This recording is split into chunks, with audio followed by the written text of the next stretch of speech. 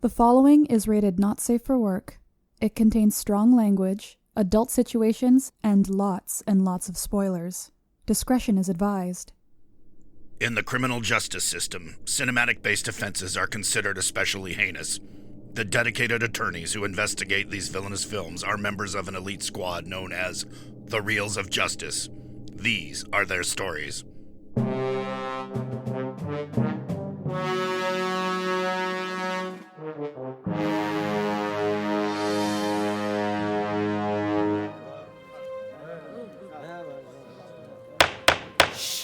Order, please, order. The Reels of Justice is now in session. Judge Dylan J. Schlender presiding. The order is for the Honorable Judge Schlender. Be seated. Welcome to Reels of Justice. Today we are hearing the case of Oppenheimer versus Barbie. That's right, it's come to this. Oppenheimer. Oppenheimer. So timely and trendy. Oh my God. I know. Hey, they talk about Barbenheimer on the Wikipedia pages, so this will last forever. Yes. Oppenheimer from 2023 is a biographical drama of the life of Robert Oppenheimer and his development of the atom bomb. Barbie, also from 2023, follows the adventures of Barbie leaving, quote, Barbie land and entering the real world. For those of you unfamiliar with our court proceedings, in civil cases like this, the counsel appointed to represent each film will present their case for why their client is the superior movie. And ultimately, the jury will render its verdict as to which is the better film. This decision will hereby stand in all rankings and listicles from now on until the end of time, ad infinitum. Mr. Big Ben Haslar, you are representing Oppenheimer. You may begin your opening statement. Thank you, Your Honor. I am so glad that the Barbenheimer happened. How great was it after a torrent of IP overuse, we had two films that weren't sequels or requels or prequels or bootcons, and instead tried to actually be about something profound. But it was such a jarring experience watching them back to back, because you go into one and you're just bombarded with all this talk about morality and how you'll be judged for the evils of your creation, the pain of the human condition, how this thing is unleashed on the world forever, altering life and death. So much death. And then you watch Oppenheimer. Oh boy, Oppenheimer takes that and forces you to sit with it. Oppenheimer is a movie where everyone is quiet just on the ride home, trying to grapple with the intensity of what it was that they just saw. It's a movie I'd wager you'll end up thinking about more in the long run, as your mind will return to it certainly anytime the atomic bomb is mentioned, but also when people discuss about amassing arms and justifying legacy. Barbie is great. It will certainly be discussed for a few more years yet, but it will eventually be drowned out with all the other movies about feminism. I think it has a ton of things to I think it has a ton of intelligent things to say, but it's also a little bit silly. It's a film that has a leg up because most people already have some familiarity with that product, but also one you can kind of go into and pretend, yay, I helped solve feminism because I saw Barbie, without ever really learning anything in the process.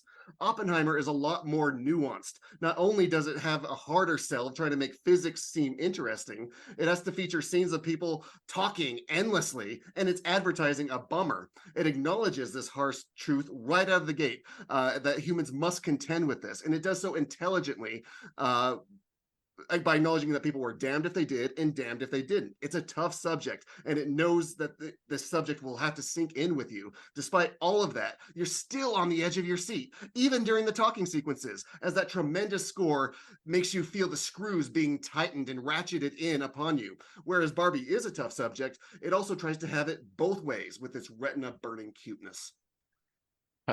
Thank you, Mr. Haslar. It was cute. Appearing on behalf of Barbie, mind you, this is on behalf of Barbie, mind you, world-renowned historian Jeremy Black, who's written over hundreds of books. He's representing Barbie in this case. So here we go. Makes sense to me. Jeremy, please present your first of opening all, statement. I'd like to ask Ben, interesting childhood he's had, because I knew nothing about Barbie. I'm interested that he was so familiar with Barbie from his childhood. But you maybe never had girls around you playing with the dolls? And Ben, let me give you a hint. Don't look at a screen as if you're reading from it. It looked as though you were reading your comments. Well, I am. Shame on you, my friend. I 100% am. Because if I'm going against you, I can't pull this off the top of my head. Straight off. Now, let me say, both of these are films that have been talked about, and Ben may well be right. It may well be the case that Oppenheimer is more mentioned in 10 years' time than Barbie, but that doesn't actually mean it's necessarily the better film. Better film is a matter of subjectivity and objectivity. And let me throw up some subjectivities. Oppenheimer is a confused and confusing film. It has at least 3 narratives. It has several plots. It moves between color and black and white in a confused fashion, and it's 3 hours long. And for people of a certain age, you're still a young man, Ben, people of a certain age, it means you need a break. It means you have to go to the loo. It means you lose the critical intensity as a result. So it's a lazy film. It's made over too great a length, and it would have been much more successful and possibly the better film if it had taken an hour off.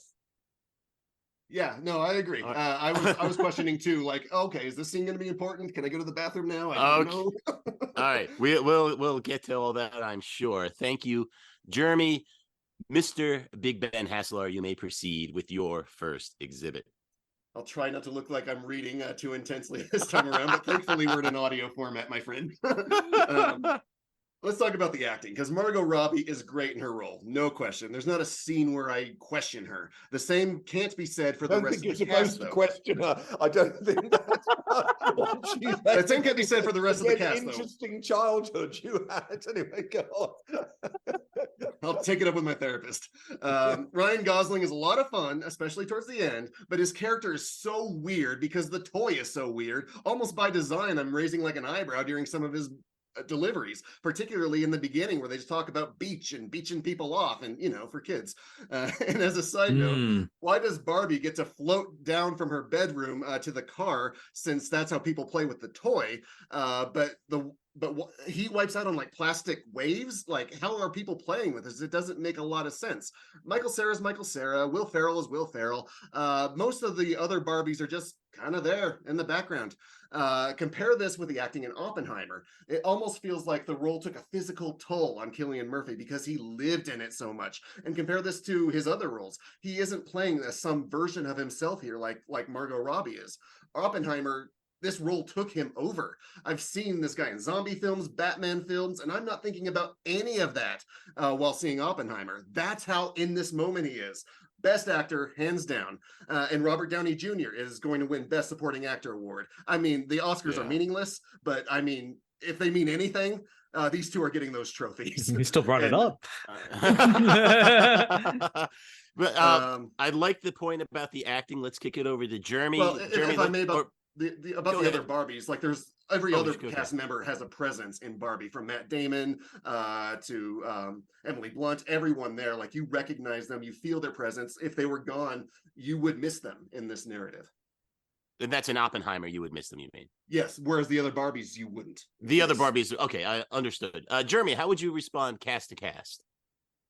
I think Ben's right. I think the cast in Oppenheimer is better. I think that Will Ferrell is sort of two-dimensional, or one-dimensional, you might say. But what a dimension. Yeah, I think anybody playing Ken. I mean, Ryan Gosling, but the point you've got to bear in mind is it's a comedy. I mean, this is the point. I mean, I think Ben rather missed that in his section at the beginning, as indeed did the Wall Street Journal, which I noticed issued it as a diatribe against men. Well, it was rather funny. I went with another couple, and in each case, the man thought it was an absolute hoot of a film. And I think it is. I think it's a comedy. I think obviously they are playing comic roles, and one of the interesting things there are several things you could do about this. You could say they're both equally good as instances of different genres, but to pretend that, as it were, Oppenheimer has any humor to leaven its rather wooden message, and to pretend that Barbie is the great philosophical account. No, I don't think they are. I personally found the use in Barbie by those characters of what you might call serious tropes really funny. And I think this was underlined at the very beginning with the "Thus Spoke Zarathustra" motif of Richard Strauss from 2001, The Space Odyssey. And I thought, as soon as you saw that, you get Barbie coming out, you get "Thus Spoke Zarathustra," this is a scream, and you're just waiting. Come on, you lot of film experts. You see reference after reference. Who said that? I'm a 12-hour film expert, Jeremy. Yeah, but you see reference after reference to cinema there. And I thought, great, this is a comedy. It's what we need. It's a terrible world out there at the moment. Do you really want to be reminded of the atom bomb? Anyway, the atom bomb, it's pretty much yesterday's news. The hydrogen bomb fired by a hypersonic missile is the one that's going to cause millennium. Anyway, go on. Thank you, Jeremy. Big Ben, if you'd like to move on to your next point or address any of those points. Well, I think one of the most interesting modes of comparison for these two films is that they're both about products that sort of change the world. Because Barbenheimer, they feel like they're about the same thing. I was thinking about all the same things as I was watching them. On the one hand, the Barbie doll is omnipresent toy that was meant to make young girls feel good about themselves because they can be anything, but then end up feeling bad about themselves if they don't achieve those ambitions. And on the other hand, we have the atomic bomb, a devastating weapon that forever changed how powerful countries view their arsenals and what war would even look like afterwards, with its being deployed as a devastating possibility. I think Barbie has a harder time here because it has to acknowledge the bad implications of that product while simultaneously celebrating that product as being a Barbie commercial. We can't at the end have people like throwing their Barbies out, right? Because we got sequels to make here and a possible Mattel cinematic universe. And if you think I'm joking about that, just look at the logo at the beginning that they made to match like just the Marvel and DC logos at the beginning of the film. The difference is Oppenheimer fully reckons with his product. He knew the atomic bomb was going to be made eventually, with or without him, and if not by us, by the Germans or Russians. And of course has his own scientific interest in exploring the revelations of what splitting the atom could mean. It could create it. If he created it, ideally, he could control it. Obviously, that isn't what happens. It's almost scenes where like the bomb is being first unleashed. Oppenheimer like spent his whole time in Los Alamos, like putting his soul into this thing, and the scenes where the bomb is then just carted off, where the government now gets to control it, and he asks like the people in Washington if he can go with them, and Groves replies like, "What for?" is an absolute gut punch. It doesn't take the stance that bombs are evil or good, but that the creation was inevitable and once released, irreversible. All right, Jeremy, do you have a comment on this idea that Ben brought up of how these are two products, Barbie versus the atom bomb, and how they're portrayed in the movies?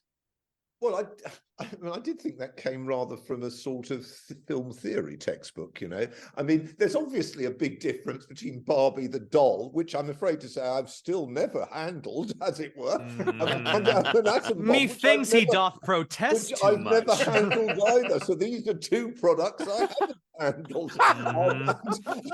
And as I said, A-bombs are so last century. I mean, you've got different technology now. But no, I'm not sure that I see that. I do think there are multiple levels of irony in the treatment of the Barbie doll and the Barbie idea and the manufacturers, such that different layers of listener or watcher, viewer, sorry, I'm tired, could get a differing account out of it. And I think that's quite valuable. Now, I agree that there is a story narrative in the Oppenheimer, and if you're interested in that, fine. I mean, he's an interesting man. There's always the problem, of course, that you over-personalize a historical development. I mean, he's not as crucial as the film makes out, but then film narratives have to do that. But I mean, and the idea that America takes against the creator of its salvation is a kind of very crude, rather sort of simplistic account. To me, it doesn't really work. But obviously, there are things there to look at every level. And as Ben correctly says, there's good acting, even if you think or know that what they're saying is, shall we say, questionable, which is academic speak for complete crap. As far as Barbie is concerned, clearly it's not about feminism. It's a joke. I mean, can I not repeat? I mean, human beings are not dolls. And the idea that you go to an alternative or parallel universe in order to learn about yourself is, of course, a children fantasy which is being used for lots of adult tales. And if you treat them as a parable, fine. As a parable, they can be amusing, they can be interesting, they can be worthwhile. But that's all it is, a parable. It is not about a product that made the modern world. All right. Big Ben, if you'd like to continue or address anything that Jerry brought up. Yeah, he hit on story framing, and that is my next exhibit. I'm not a member of the Church of Nolan, and I do think he makes good films, though. He clearly knows something about the craft. His one flaw is that he may tell too much story and what he's trying to cram in, and thus gets like kind of choppy as it plays on. And admittedly, that works against Oppenheimer in the first act, though it works fine on a rewatch. The structure of that film, which Jeremy said was confusing, I think was brilliant. With the unenviable task of making physics jargon seem interesting and government hearings entertaining in a 3-hour picture, he uses the narrative style by splitting the story between fission and fusion, subjective and objective. Anything in color is the subjective story of Oppenheimer as he races against the clock and also trying to keep a grip on the power of what he's trying to create. And in the black and white is the objective story of Strauss, who's trying to benefit from that and find a political place of power within that legacy after the bomb has been unleashed. Barbie doesn't do anything nearly as clever. In fact, you almost can't help but think about the Lego movie throughout it, because how else are we going to depict a toy world while also getting to have the real world where Will Ferrell imposes his view upon the person playing with the toys?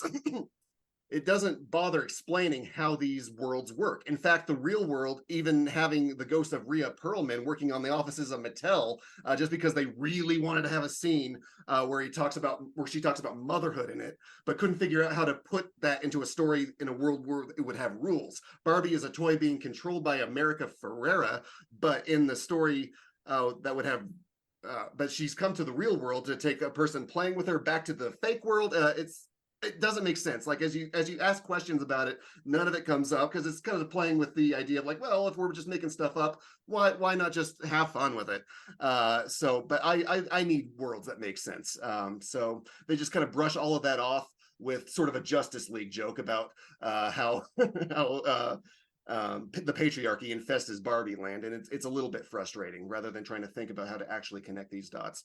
And switching to the visuals, both sounds of Oppenheimer uses effectively that intense score to give us tension, something without even realizing it's there. It uses that amazing sound design as the bomb unleashes with the sound, and with the sound's absence as the ignition and the applauding reverberates through Oppenheimer's skull for the rest of his life. In Barbie world, I'm Just Ken is admittedly a banger, but I can't help but roll my eyes with the use of push and closer I am to find. With that, I rest.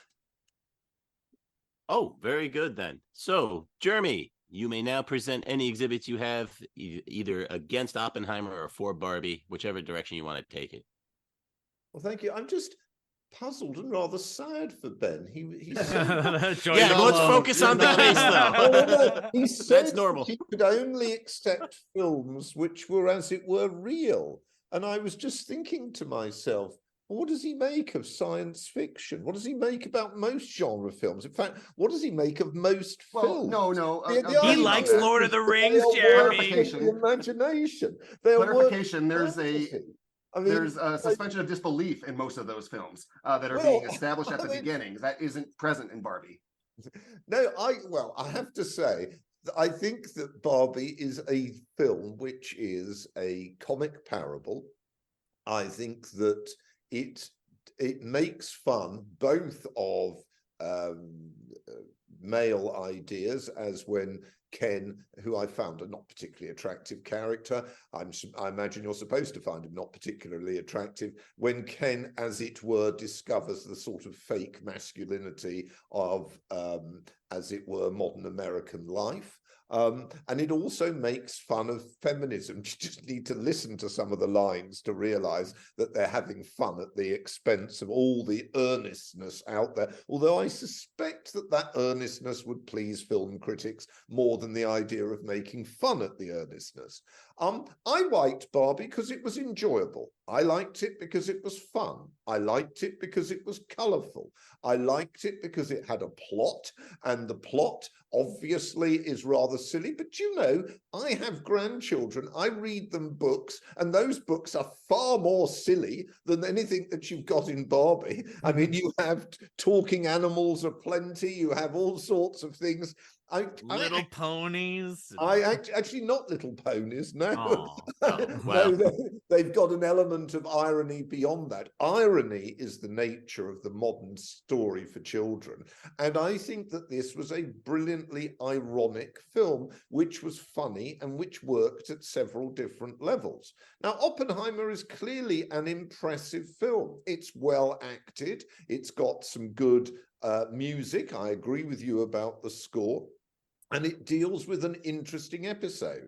I do think it is confusing and confused. I think you have to work very hard to follow it and at the same time to overcome your bladder. And in fact, listeners, I urge you, it's the same as my daughter is allowed to take her dog across the Atlantic on condition that it doesn't wee. And I said to her, well, how do you stop it weeing? And she said, well, you don't give it any fluid to drink for 10 hours beforehand. So that's the key to Oppenheimer. If you're the kind of person that can brutalize your kidneys to take no fluid for 10 hours, then go and watch Oppenheimer. If not, wait till it goes onto a form where you can watch it at home and freeze it.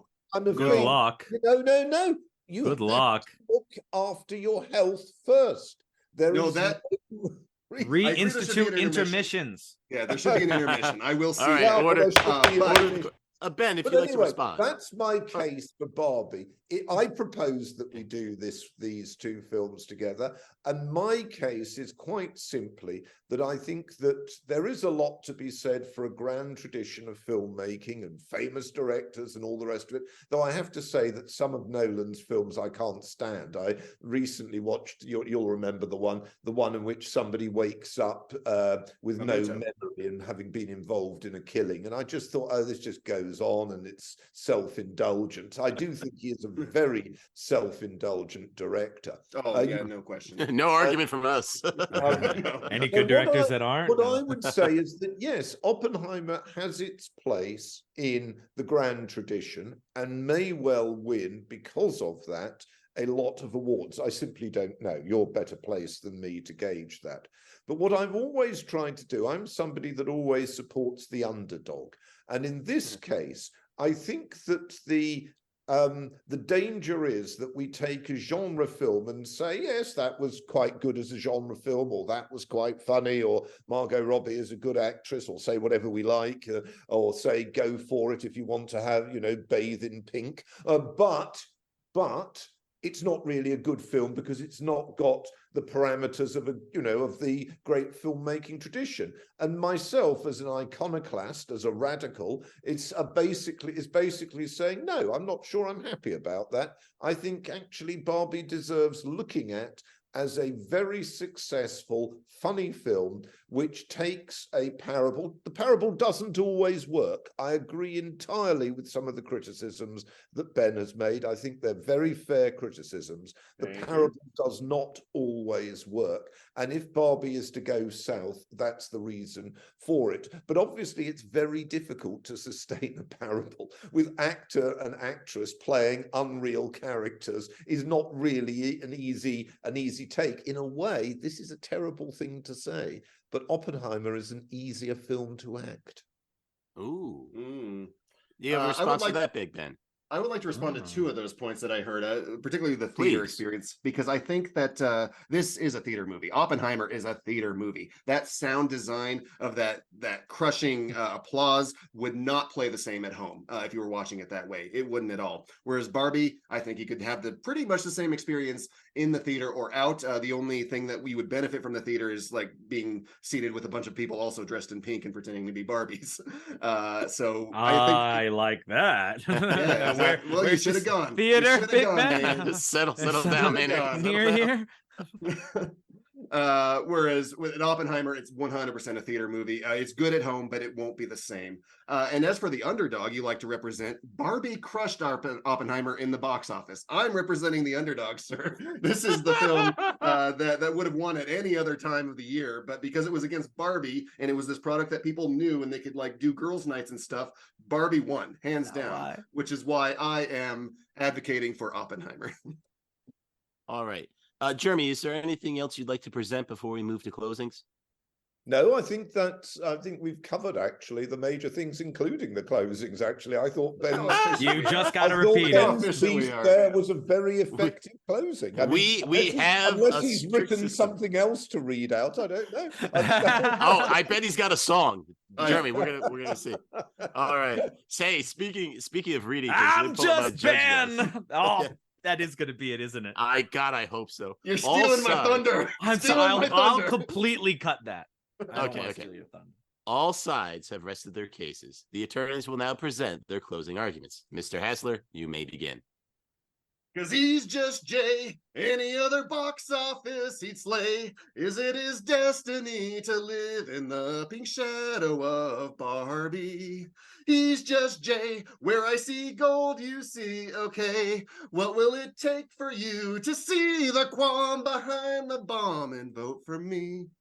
I did the Barbie twice in 1 year, or the Barbenheimer twice in 1 year. That's 10 hours of Barbenheimer. And 3 months after the first Barbenheimer, I walked into a completely empty theater for Barbie. I had my pad and pen out with me. I was a little worried about being able to see what I was writing, but it turned out didn't matter at all.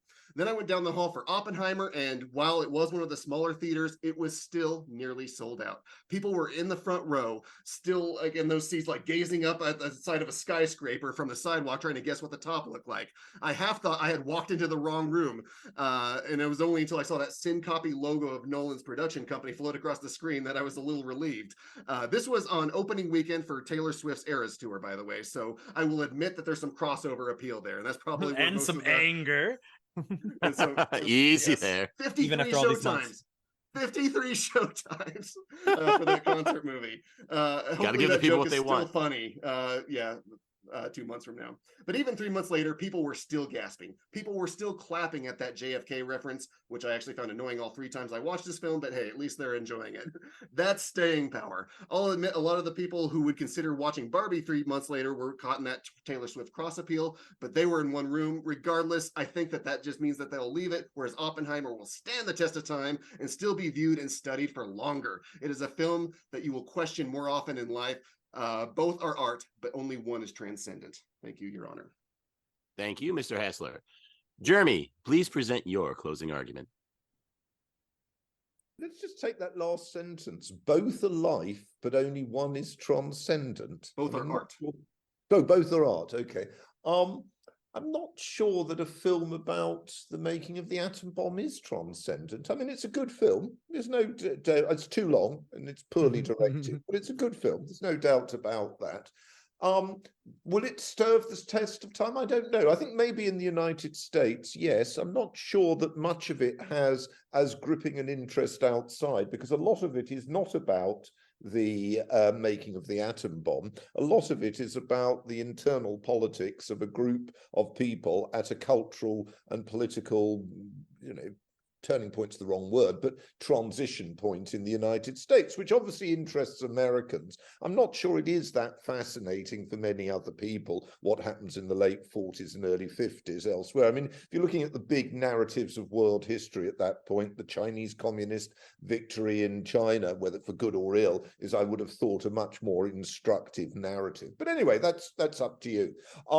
As far as, but what we're doing is we're again falling into the mistake of assuming that seriousness is the epic point, the parable, the paradigm that we should be pursuing, as opposed to other tones or moods. And you may well feel that, and that's fine. If you feel that, absolutely fine. But I'm afraid I don't agree. I don't think that serious films or literature or music is necessarily to be regarded as the best. I mean, just as, shock horror, I don't particularly like atonal music and Schoenberg. You may well like that. You may prefer Schoenberg to, for example, American jazz or, swing or whatever. I don't. So what I'm thinking here is that you're claiming as transcendent a set of cultural preferences, whereas I, as a pluralist, am simply saying, well, no, it doesn't always work like that. Different people have different preferences. And my preference for Barbie rests on the idea that it is a comic film which people can take a lot of different meanings from. They can look at all age groups. You can send a child to Barbie. I don't think you could send any children to Oppenheimer. They won't come back. They won't come back. They'll come back, men. And, at a time of bleakness in the world, it's actually quite nice to see a comic film in which characters are made fun of, as well as actually having a redeeming story. And there is a degree of redeeming story. In that respect, it's very American. So maybe what we've got is two different Americas on offer here. Barbie, the idea of America as a redeeming story, and Oppenheimer as an idea of America as a city on a hill which has been subverted by bad things within the American psyche. And then it's up to you. But from my point of view as an outsider, as a non-American, I have to say I find that latter narrative can be very repetitive, just as the former one. So I tend to go for the aesthetics. And on the aesthetic argument, I think you can make a case for both of them. I think you can say for Oppenheimer, the music and the acting are very good. I think the directing is terrible, and I don't think the structure works well. And I think on the Barbie case, I think you can actually say that the scripting and the direction work very well. And I do think the protagonist is a very, very, very good actress. I'm not so convinced about the other actors, and I agree with Ben. I don't think the score competes. But on the other hand, the score is trying to do something different. And I do like the in-jokes about cinema. All right. Thank you all. Members of the jury, Mr. Maynard Bangs, Mr. Dylan J. Schlender, and Mr. What a Great Job You Do at Beach, Ryan Luis Rodriguez. You have all heard the facts concerning this case. It is now up to you to determine which film is the superior movie. The bailiff will escort you to the deliberation room to render your verdict. Come on, Daddy, let's go hurry. Yeah. Oh, God. All right, now we are so timely with this stuff, guys. We are so trendy. Hey, we needed these months to get the research down. We had to get this 100% right. So what are you thinking? Of the two cases or the two films? Well, okay, so case to case, they both made very strong points. They both highlighted the strengths of each movie. I mean, Oppenheimer, I like the cast for Oppenheimer, like Matt Damon as Leslie Groves. Everyone knows I'm a big history buff. I love Leslie Groves. I've been fascinated by his career. Love the way he was portrayed in this. I mean, there's a lot of other historical accuracies, but let's not try to hold it too much against Oppenheimer, because I think the movie is more, which is funny. I think both movies are more stylish than they are substantive, though they both want to have a lot of substance. And it's not that they don't have any substance, but I think both movies' styles are what make them engaging and worth watching. Barbie is smarter than I think a lot of people give it credit for. Even the people who give it a lot of credit, I don't think they quite get it. I think Jeremy was really dialed in to what made Barbie special, is that it was a lot of fun with some interesting commentary, And then I think there's huge commentary, but I don't want to. Well, yeah, but that's what I'm saying. Like it's probably just not as substantive as people think, but there is something there. I think it doesn't mean what they think it does. I think they're getting the meaning wrong. But Jeremy hit the nail on the head. It's a parable. Yes. Yes, I'm more inclined to believe to Jeremy's way of thinking than some of the I want to hear from positive press Ryan around about either the style, or do you think about maybe Barbie as a parable, or the substance of the two movies? I think Barbie has a surprising amount of substance. I think that it gets away with so much that I find really surprising. Like the scene where America Ferrera's daughter explains everything that's wrong with Barbie and how it's contributed to the downfall of culture. I have no idea how Greta Gerwig got that in the script and got it approved by not just Warner Brothers, but Mattel as well. The manufacturer of this doll is basically being told that their doll is a fascist. I have no idea how that happened, and god damn it, do I love the fact that it did.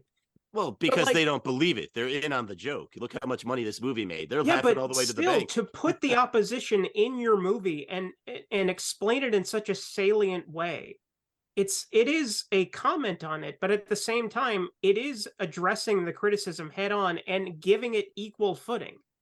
Which it's addressing it and then thoroughly debunking it in the rest of the movie. But it's there. That's the point. They put it in there to they tear it didn't down. have to say it. Well, but the movie would it be interesting if they that's the thing. I'm not sure that this movie it's feminist, but I think it's indirectly, right? Because Barbie world is the mirror world to ours, right? So in it, women are empowered, men are the second-class citizens, right? And what happens to Ken? He finds and discovers his rights. He becomes a radicalized chauvinist. What's the opposite of feminist? Chauvinist, you're right. Yeah. So he becomes a radicalized chauvinist. The film is saying he's overcorrecting. So actually, the film is criticizing radical feminism. But then you're supposed to start rooting for the Barbies, who, remember, are the oppressors. They're the men. They don't even let Kens own houses. Like, the Barbies come back up, and you're supposed to root for them as they stomp back down the second-class citizens back into subjugation. The movie ends with the Kens. They say if the Kens work hard for years, maybe they'll get the rights women get in the real world. So you're like, okay, this isn't a happy ending. The world doesn't end balanced. It ends imbalanced the other way, where the men are on the losing end. And then you remember, they're all dolls. They're all being fantasies played out by little girls. That's the fantasy little girls are saying. We wish we were in charge and the men were just screwed. I think it ended up having a weird cultural backlash where, I mean, what's the big take from this movie? Do you see any memes about Margot Robbie or Barbie or anything? No, it's Ken. Ken's the star of this movie. Ken's the breakout of this film. And I think is the one who ends up, I think it was said he was unattractive in this movie. No way. Ken's being oppressed. No, he's the best. He's the fucking best. Ryan Gosling is so fucking good in this movie. Mm-hmm. It's unbelievable. He is the star of the film. Mm-hmm. If he does not get a nomination for Best Supporting Actor, then we have failed as a society. Well, let's bring it back to Oppenheimer, because he will lose to Robert Downey Jr. as Strauss. So I want to touch on this, Schlenzo. Do you agree with the statement that Ben made that Oppenheimer would be studied longer than Barbie? Because I patently disagree. Because I think Oppenheimer is an exceptionally well-made biopic about a man who is not relevant anymore. So it's about 30 years too late, but an exceptionally well-made biopic. So if you were studying biopics, you would definitely look at Oppenheimer. It'll be on the tongue for a few more years. When you're studying gender theory, parable, allegory, Barbie is going to get studied for a lot more, because there's a lot more going on there than we've talked about. I think it's a difference between high school and college, though. I think high school will be showing people Oppenheimer. Mm-hmm. College will be interpreting Barbie. God, I hope high schools don't show Oppenheimer, though. There's just so many historical issues. Again, they did come up with the case, so I don't want to get bogged down. That's like a week's worth of classes, dude. Teachers are tired. Yeah, but bring it back. Like Robert Downey Jr. is great, even though it's not a favorable portrayal of Strauss as the man. In real life, he was actually a really great public servant, and his whole reputation gets mired by this Oppenheimer thing. And if this is how he's going to be remembered forever, I think that's a disservice. But it's not the reason like this movie wouldn't be considered better than Barbie, though. But I just wanted to get that out there for the record. Cards on the table, like I lean towards Barbie because I think I liked it more for what it was. I mean, Oppenheimer was a little, I don't think you need to do the triple narrative like Jeremy pointed out, but I thought Ben presented some good arguments. I just don't know if I always agreed with them as much as I was agreeing with the argumentation that Jeremy was bringing to the table. So this is a real tough one for me. Do I have to lock in first? Who's the foreman? I am. Oh, You don't have okay. to lock in first. I'll go to Ryan if Ryan's okay with it, but Ryan? Well, I mean, Barbie is the only film I saw in theaters twice in the last 2 years. I used to do it a lot. I used to see a movie, enjoy it, take my parents. But Barbie, I went by myself the first time for the first Barbenheimer, and for some reason I watched Barbie first, which is not the proper way to Barbenheim. Mhm. Oh, good to know. It ends Agreed. up being a tremendous bummer if you see Barbie first. But then That's when what it I came did. out in IMAX, I was like, well, I got to go see it again. Clearly, I need to see this movie again. And I wanted to see Oppenheimer again because I saw it in IMAX the first time. I wanted to see it in 70 millimeter, but the only seats available were in the very front row. So I'm like, fuck this, I'm not doing it. I'll wait till 4K. I'll watch it on my television like a Philistine. But and looking at the movies, when I rated them initially, I gave them both gentlemen's 8s. And I think that that's still an accurate assessment. Although I've been thinking about Oppenheimer a lot more than I've been thinking about Barbie ever since I saw it. It's been lingering in my mind. And I keep thinking, should I bump it up to a gentleman's 9? Like, do I need to see it again to really to have that expression? I don't know. So I am torn here, you guys. I am vacillating between 1 and 2, and I do not know which one to pick. Jesus. I need one of you to lock in first. All Come right. on. Okay, you know what? I enjoyed both movies, and I really didn't know what kind of arguments we were going to hear today. And usually when that happens, there's usually some arguments that if I hear them, I'm like, okay, that's good. You know, if it confirms my priors, or if it's something that really convinces me. And I think Jeremy just said enough to confirm my priors on Barbie, and I just didn't hear enough about Oppenheimer that the things I wanted to hear about it, I didn't hear, and I did hear the things I wanted to hear about Barbie. So it's close for me, but I think I'm going to give it to Barbie today. Ryan, before we get Ryan, did you hear Ben earlier say that he wasn't part of the Church of Nolan? The guy Yeah. loves Come Inception. on. Come on, he's not in this room, so we can say what the fuck we want. Ryan, I think I know which direction this is going in. And I don't We'll want to see. make it a unanimous decision. Yeah, geez, I wonder how Maynard's gonna vote. Geez, with his background of the Mattel logo. Hey, mine's an atom bomb. But I gotta say, I really, really, really liked Ben's case. And even though, I mean, clearly I love Barbie, I recommended it the week after it came out. So clearly I'm in the pocket. But I really, really, really liked what Ben had. I think Jeremy had some really great points, but I really, Ben made me think about Oppenheimer in a different light. And I think that when you can do that in a head-to-head, I think that that's an achievement. So I'm going to honor that. I'm going to go Oppenheimer. That's very fair. It's very all fair. right. Now I want to preface that I think Schlender is the same. I didn't get to see Oppenheimer in theaters. I had to watch a fan cam of this 3-hour movie. And I do think that's a disservice to the film because it takes away a lot of its sound and visual strength and forces it to kind of stand on its story and substance, which is, I agree with Jeremy. He hit the nail on the head. Oppenheimer's old news. This dude cannot take credit for the destruction of the world anymore. Not any. I hated that last Yeah. line. I think we did destroy the world. It's like, no, you didn't. No, Not even yeah. close. Like we're right here. Yeah, we survived it. The nuclear scares are generally over. I mean, there's new ones. The point is, the bombs that'll kill us aren't the stuff he learned. We built on it, but he built on other people. So like, we could go all the way back to the guy who invented fire and blame him for destroying one the of the world if we lines he want says, to. you can drown in 10 feet of water or 10,000 feet of water. I mean, we're at the age where we're dealing with 100,000 feet of water. So like, yeah. But that said, I watched Oppenheimer just last night / this morning. And so I did break it up too. But I watched Barbie like 3 days ago, and I've been thinking about Barbie every day since. And I've been singing the song. That's one of the moments I love too, right? Remember when the Barbies try to turn all the Kens against each other? And it works briefly. But what happens? They all bond together. They all bro out. They all join back in. It's just a little too late. And the Barbies deny them democracy. Like the Barbies are dicks in this movie. That's what's great. Barbies are assholes and the Kens are the victims. And it's so weird they did that with the Barbie movie. That's still a feminist movement, because in this, the Kens are the feminists and the Barbies are the men. But there's, to me, a lot to think about with Barbie. I want to watch it 20 more times, and then I want to talk about it with people and have beers and really talk. Ben, you always talk about wanting to talk about a movie with someone. I want to talk about Barbie a lot.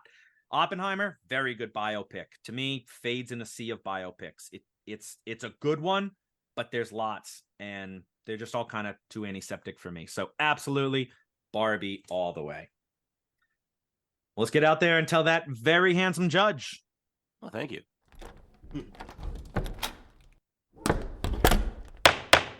Mr. Foreman, have you reached a verdict? We have, Your Honor. In the case of Oppenheimer versus Barbie, aka Barbenheimer, we find in favor of Barbie as the superior movie. Just Ben! Anywhere else he'd win this case. Order of the course. Okay. The verdict is so rendered. Barbie is the superior movie, and to celebrate, we will have a big dance party at the Reels of Justice Dream House. Court is adjourned. Yay! I've been waiting for this my entire life. Absolutely. And Jeremy's at the head of the conga line. It says no Bens. We're allowed to have one. Hey, man. This is Wavy Waverson. You may know my cousin, the late Mumbly Mumblerson. The family tried to communicate with the spirit world to release his soul from eternal damnation, but no go, man. I'm here outside the Reels of Justice, where everything is totally groovy, just copacetic, baby. Jeremy Black, dude, how'd you feel about today's righteous verdict? Well, first of all, I'd like to thank everybody. I'd like to urge them all to go and see Barbie, which is great fun and a tonic as the world is in a mess. But can I also say I agree with the judges who, I mean, I don't know whether we're supposed to listen to the judges, but I agree with them. I mean, this is a film that if you want to be, I think it's great fun. But if you want the intellectual level, it recognises postmodernism. It recognises relativism. It rejects simplistic certainties, whether it's Barbie Land or Kendom. The latter, by the way, being in some respect a splendid spoof of your last president, Donald Trump. And I think in many sense, Barbie is a setting for an imperfect world, which is the one we live in. A parable brings that out. And in a way, one of the things that I find interesting about Oppenheimer is it's in a way, it's suggesting that there was an optimal solution. I'm not actually sure that generally is the case. But, you know, Oppenheimer, a good film, worth watching, too long. It will be one that I think most people will not sustain an interest in the years to come. I think Barbie, it's fascinating to think, by other postmodernist films that are comedies, but that make you think seriously of this type. This is a film that is far better than Toy Story, which was a great film, and it's a film that's well worth watching. That's mellow. Ben Haslar, my man, how's that verdict sitting with you? You have kind of a Joel Hodgson vibe to you, Wavy. I'm kind of digging it. I don't want to diminish my appreciation for Barbie. I was assigned to Oppenheimer. I do believe Oppenheimer is superior, but Barbie's great. I think it should be studied, and I did like the representation of the opposing counsel. I hope I didn't seem too heated or flustered by it, because I had been sitting on this for a while. I've wanted to talk about it for 3 months, and then it's like a pressure valve, and it finally got out.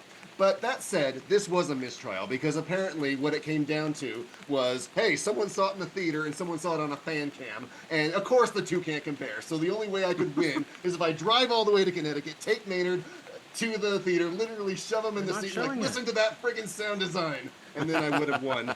Thank you, Wavy. I know what the next appeals of justice is going to be. I'm okay with it. That's all we have from the courthouse today. I'm just gonna hang around, maybe chide some turkeys in the process. Let's go back to the studio for some far-out post-trial analysis. Keep on trucking, baby. I love it. I absolutely love it. Now, Ben, in our defense, though, okay, Barbie and Oppenheimer released in theaters the same day, weren't they? Mm-hmm. Yes. All right. That was the whole point. Barbie has been out on VOD for a month, and Oppenheimer is still not coming out for weeks. So what the hell? Put your movie out, Nolan. It's not special. It's not magical. Theaters are dying. Let me watch it at home. You deserve to lose strictly for making a 3-hour movie I can only see in theaters. But it was a fun case, and I do want to talk about Barbie a whole lot. Schlenzo, let's go grab some beers and some chicky nuggies and break this mother down. Okay, fine. So, Jeremy, how have you been? What do you got going on lately? I've seen 2 films I'd like to mention. And they're both, I'm interested in murder films. I'd like to mention the latest Kenneth Branagh Poirot one, which is called A Haunting in Venice. And I'm quite happy to discuss that on the program with anybody if they want. Of course, it's not going to be the same as the previous ones because there isn't a previous version of this on cinema. I thought it was good. It's different. It's more or less one set. It's darker in some respects, both literally darker, but I thought it was a very interesting film. And I know a lot of critics hate him. I don't know why that is, whether it's envy or whatever, but I'd like to mention that. And another one was called A Simple Plan, which was, you won't be surprised, about a murder plan, and whether that goes wrong or not, I leave that for you to think about. And I'd like to mention both of those as worth seeing. And, we're coming in for the long nights of cold winters in Britain. And, a cozy murder actually keeps us, reasonably happy. Instead of coming in from the cold summer nights, right? Now it's my turn to be worried about you. Well, actually, it wasn't cold there this year, you guys. Yeah, So- well, it's cold tonight. Jeremy, so it's based off the book Halloween Party, right? Or at least loosely. It is, yes. I just finished that, and I actually solved that one when I was reading. I got 90% of it.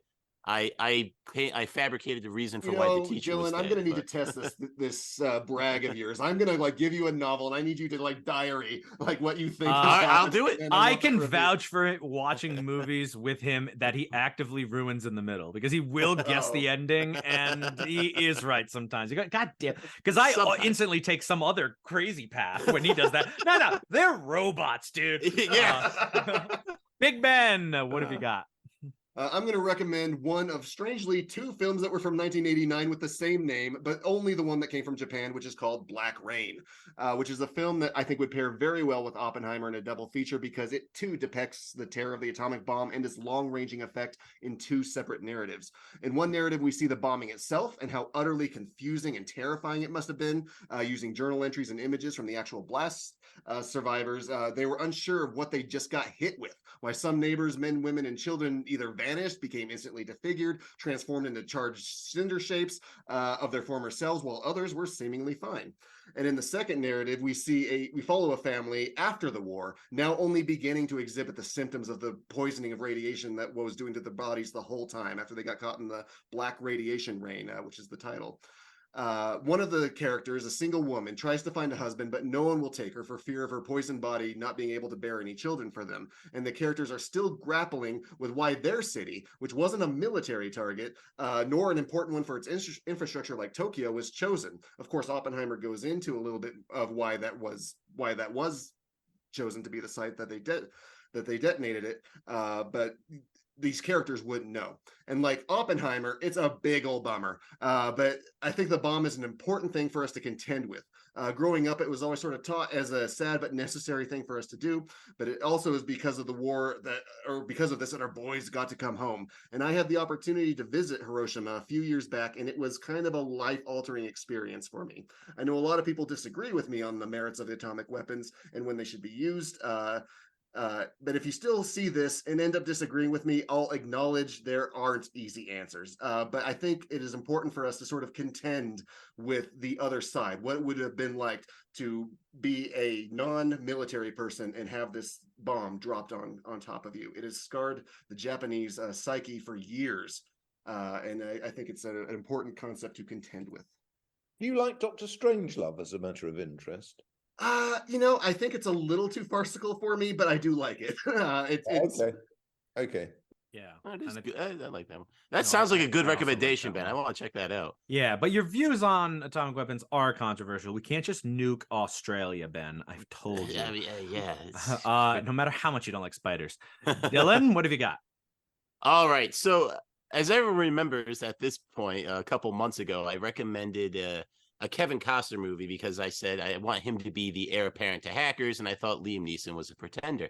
But then it occurs to me, is Liam Neeson really a pretender? You know, have I given him his just due to become the Charles Bronson of our time? So I dived into Tubi, of course, where else?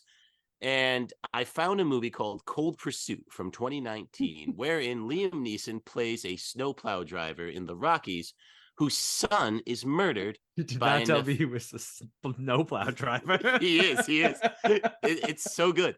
His son is murdered by a nefarious drug cartel, and he starts at the bottom with a local dealer and works his way all the way up to the top, learning and incredulously repeating nicknames as he goes, including but not limited to Speedo, Limbo, Santa, Viking, Wingman. No, but seriously, he repeats the nickname every time, and you get to the point where you think maybe this movie doesn't realize the kind of movie it is, but it pivots when the Indians show up, which is a weird thing to say, but it's true. And it's very self-aware. It's very funny, but it's still a good action movie. And it's if Charles Bronson was still around today, these are the kind of movies he would be making, where it's still a hacker, but it's right at that edge of being slightly more elevated. So Cold Pursuit, streaming on Tubi. Support your local library. Yes, absolutely. Rye Guy, what have you got for us? My spooky It's not. recommendation. You know, it's Oh, November. Thanksgiving. Sorry. Or it may Sorry. even be December. It is either November or December right now. I thought this was their Thanksgiving episode. My Chillich recommendation this week is another Abbas Kiarostami film, this time from 1987, called Where is the Friend's House? The picture follows a young schoolboy named Ahmad who accidentally takes home the workbook of his friend Mohammed, who is threatened with expulsion if he returns to class without it. So Ahmad, being a conscientious soul, decides to trek across the rural Iranian countryside to, yes, find where the friend's house is. He comes across resistance at every turn, as the townspeople he encounters are either uninterested in helping him, or uninformed, or of no use, leading to multiple dead ends throughout his journey. Kiarostami had a real affection for kids, and his direction of the young actor playing Ahmad is masterful. There is a sadness that radiates off of him that profoundly hits me in the gut. This innocent face that you want to aid and protect. And getting a snapshot of Iranian countryside life is invaluable. The terrain, the people, the culture. Where is the Friend's House is the inaugural installment of Kiarostami's Koker trilogy, which is a collection of films set in the village of Koker, with overarching themes that become more interlocked as they progress, and you can find all of them streaming on the Criterion channel. Ryan, you said terrain. It's pronounced Tehran. Because that's the capital. I'd like to amend what I said earlier. I actually voted Dr. Strangelove a 9 out of 10. So apparently it was just like that one thing that stuck with me about Peter Sellers' weird portrayal. He's the best part. And is this the Thanksgiving episode, Lindsay? I think so. That was the plan. Well, Jeremy, welcome Jeremy. to our Thanksgiving episode. Have you ever been very to a much. Thanksgiving and a pumpkin before? to you too. A pumpkin to you too. Hey, that's right. Is this your first Thanksgiving? Yeah, it's the first one on you. All right, congratulations. Of course, we always invite British people to our Thanksgiving episodes. Of course we do. Absolutely. I'm going to send us on home. Now, the one thing I think we all learned from this experience is Ryan Gosling is really great. I have to watch more of his movies. I loved him in Blade Runner 2049, and there was a movie I watched of his recently. I should say I rewatched it recently because it turns out I'd already seen it when it came out, and but I didn't mind watching it again. And if that isn't a gleaming recommendation, what is? I would watch this twice. It's The Gray Man from 2022, directed by the Russo brothers of MCU fame and not much else. Ryan Gosling, Ana de Armas, Chris Evans with a mustache. Honestly, this movie doesn't need to be about anything. Sometimes beautiful people just being beautiful is enough. But there is some kind of story here. Also true of critics, of course. Also true of critics. Yes. But there is some kind of story here. Gosling is a CIA agent who uncovers what else but massive internal corruption and is being pursued by a sadistic, mustachioed mercenary played by Chris Evans, completely failing to channel the debonair mouth brow of Fallout's Henry Cavill. Evan's snap mop makes him look more like a member of Bill Swirsky's super fans. The Bears, the Bears, the Bears, Ditka. And fuck, I'm here for it. And Ana de Armas. One day, we're all going to look back and realize we could have gazed upon the beauty of Ana de Armas for a greater percentage of our lives than we did. And we'll weep. My favorite moment in this film, and the reason I bring it up, is when Evan's character, Lloyd, offers, quote, an extra $10 million to the first guy to pull a bullet in this Ken doll's brain, referring to Gosling. I popped. I won't lie.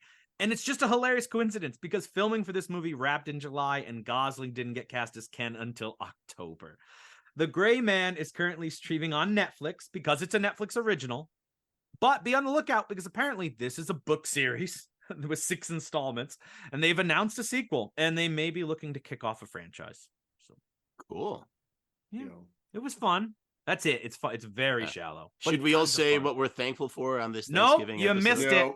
Hold on. Okay. I'm thankful that I'm already thinking about Christmas, Dylan. What do you want? Yeah, fair. I'm thankful that we're all at a show. And I'm thankful for our guest, Jeremy Black. Thank you so much, Jeremy.